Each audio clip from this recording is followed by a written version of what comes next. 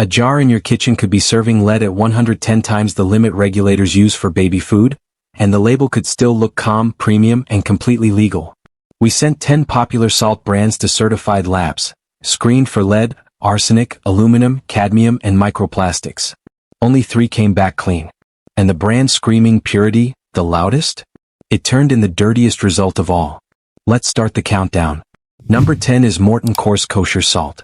You know the look instantly. The blue cylinder, the umbrella girl, the white crystals that have lived on American countertops for generations.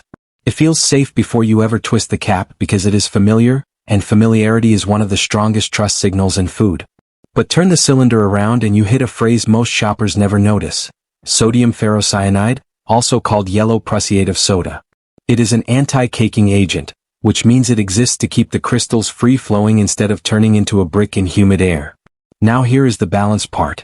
The European Food Safety Authority reviewed sodium ferrocyanide in 2018 and confirmed it is considered safe at the levels used in salt. So this is not the horror story of the list. It lands at number 10 because it reveals the first pattern. A giant household brand can tuck a synthetic chemical name into plain sight and count on you never stopping long enough to question it. You bought salt. You also bought chemistry. Morton promised simple pantry trust. What you got was a lab term hiding in your seasoning. Number 9 is Morton iodized salt, and this one deserves fairness because its history is real public health. In the 1920s, huge parts of America suffered from iodine deficiency, especially in the Midwest, where poor soil left entire communities with thyroid problems and goiter. Adding potassium iodide to salt became one of the cheapest, smartest nutrition fixes ever rolled out in the United States. That part matters. But the modern jar still has a second story tucked behind the health halo. To keep the iodine stable on the shelf, Morton adds dextrose and calcium silicate. Dextrose is sugar. Calcium silicate is a flow agent. Neither ingredient is a scandal at these levels, but their presence destroys the clean little picture most people imagine when they hear the words iodized salt. The jar sells the benefit on the front and leaves the support chemicals in the fine print. That is what makes it number 9. The salt itself helped solve a national deficiency problem, yet even here you are still buying a formula, not just a mineral. Morton promised the helpful classic your grandmother trusted. What you got was useful salt with extra engineering built into it. Number 8 is Badia Himalayan pink salt, and this is where the countdown shifts from additives to contamination. Visually, it is everything wellness shoppers love. The rosy crystals, the glass jar, the earthy color that makes plain white salt feel boring before you even compare labels. Pink salt sells romance. It sells the fantasy that color means minerals, minerals mean nature, and nature means healthier. But the lab sheet interrupts that fantasy fast. Badia's pink crystals showed lead at 45 parts per billion. That is not the worst lead number we found, not even close, but it matters because of what the product claims without saying. A 2020 study in the journal Foods found that darker colored salts were more likely to carry heavy metals. The visual appeal is part of the warning sign. The pink is not a wellness glow. It is geology. And geology does not sort its contents into helpful minerals for your Instagram bowl and harmful metals for somebody else. When you buy unrefined colored salt, you buy the full package the earth made. Badia promised a beautiful upgrade to ordinary salt. What you got was a prettier crystal with baggage inside it. Number 7 is Shan Himalayan pink salt. If you grew up around South Asian groceries, that red and white branding does not feel trendy at all. It feels established. It feels like the serious pantry option your family trusted long before influencers discovered pink salt. That heritage matters because it creates a different kind of trust than a wellness brand does. But once the lab data arrived, the heritage story stopped protecting the product. Shan's sample showed aluminum at 173.5 parts per million, arsenic at 42 parts per billion, and lead at 106.7 parts per billion. That result matters for a second reason too.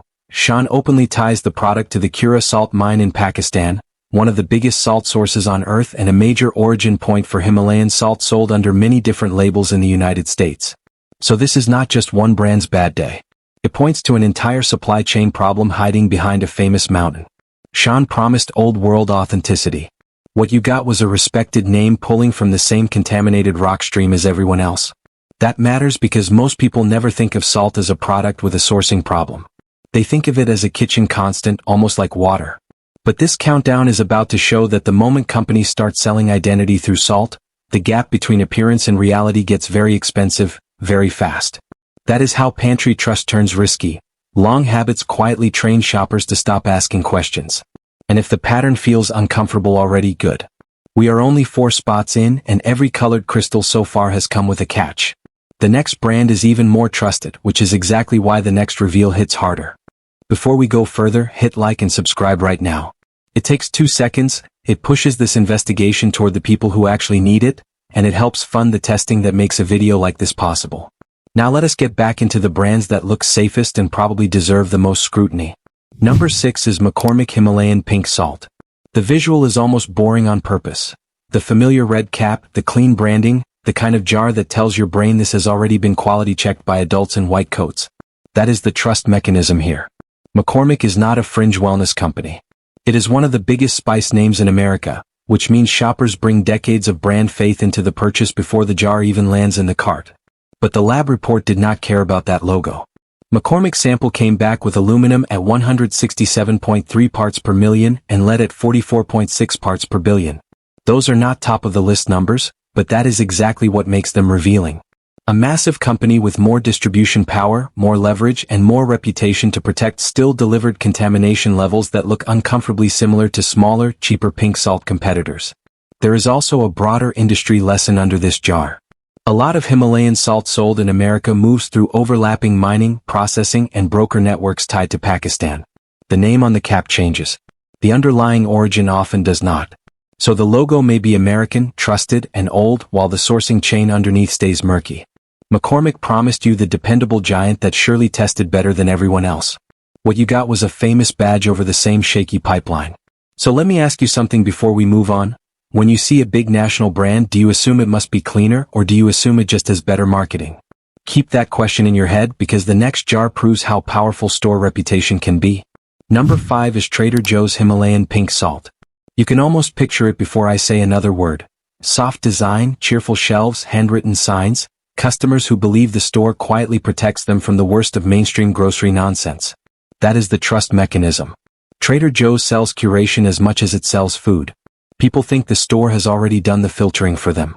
But its pink salt sample came back with lead at 180.7 parts per billion, aluminum at 83 parts per million, arsenic at 33.7 parts per billion, and cadmium at 1.8 parts per billion. That lead figure lands at roughly 36 times the threshold often discussed for baby food. And remember, this is not some sketchy flea market product. This is a calm, friendly private label salt sold in one of the most trusted shopping environments in the country. Private label is the key here. Trader Joe's did not mine this salt. It did not create a magical clean source simply by putting the house name on the pack.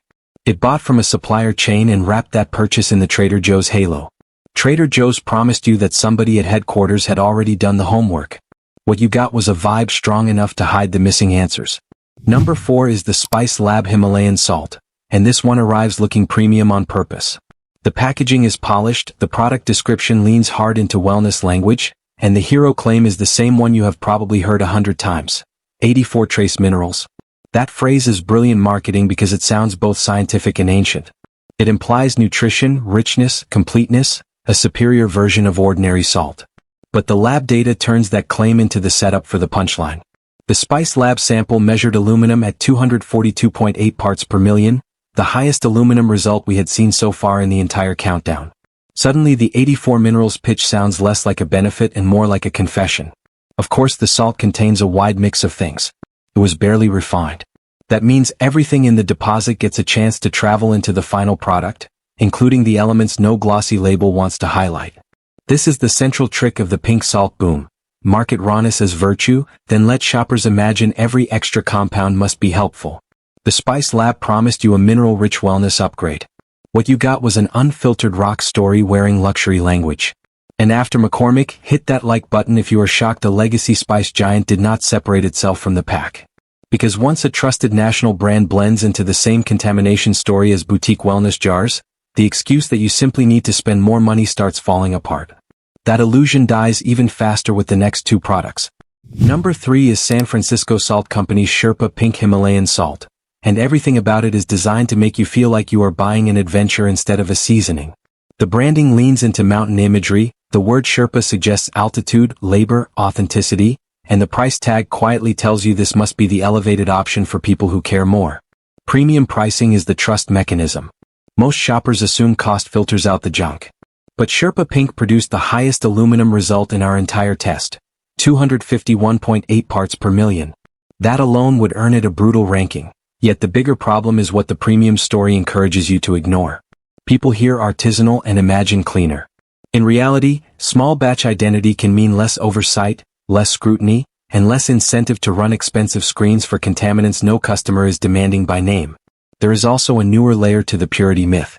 A 2022 review of global salt research found microplastics in the overwhelming majority of samples studied. Salt is not sealed off from modern pollution just because the label uses natural imagery. Processing, packaging, and environmental exposure can all add material nobody came for. Sherpa Pink promised you a summit experience in a jar. What you got was the most aluminum-loaded result on the board. Quick challenge for you.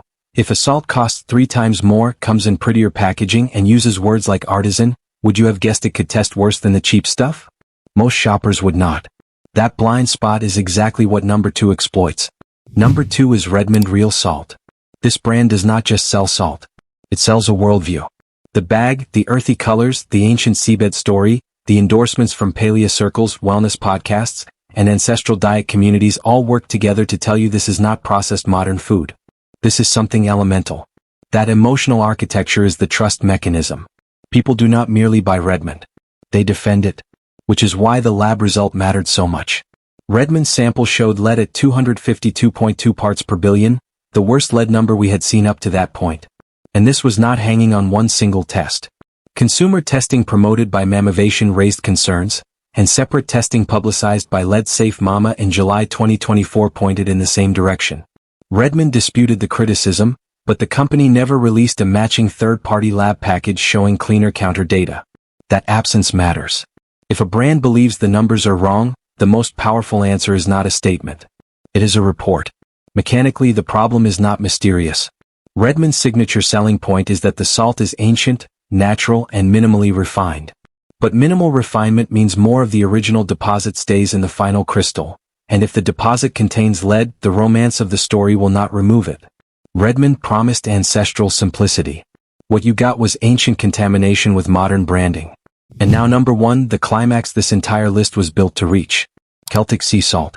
The gray crystals, the rustic tub, the French coastal imagery, the hand-harvested identity, the suggestion that what you are holding is alive, mineral-rich, and closer to nature than ordinary salt could ever be.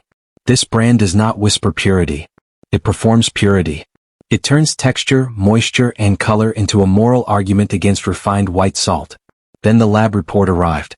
Celtic Sea Salt tested at 553.4 parts per billion of lead, the highest number in the entire investigation and roughly 110 times the level often used as a baby food lead benchmark. Let that sink in. The most purity-obsessed brand on the list produced the dirtiest lead result on the list. That is not a side note. That is the thesis of the whole video crystallized in one jar. In early 2025, a class action case, Gonzalez vs. Celtic Ocean International, was filed over lead-related claims tied to the brand. The case was later dismissed on procedural grounds, but dismissal did not transform the lab numbers into good news. And when defenders point to higher international trade ceilings for lead in salt, understand the difference. A trade ceiling is not the same thing as a health promise. Celtic promised nature untouched by modern compromise.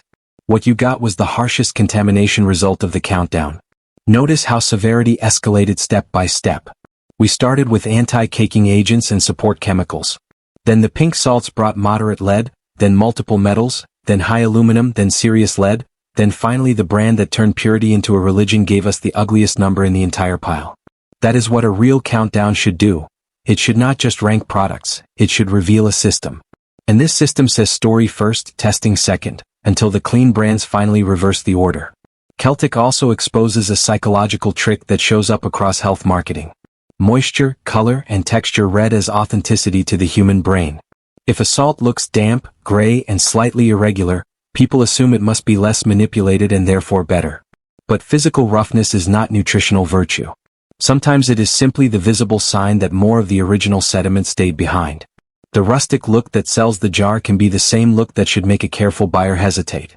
And that is why the top of this list feels different from the bottom. We are no longer discussing ingredient choices. We are watching branding confidence collide headfirst with ugly contamination numbers in public view. So that is the bad half completed. 10 brands, 10 reasons to stop worshipping labels.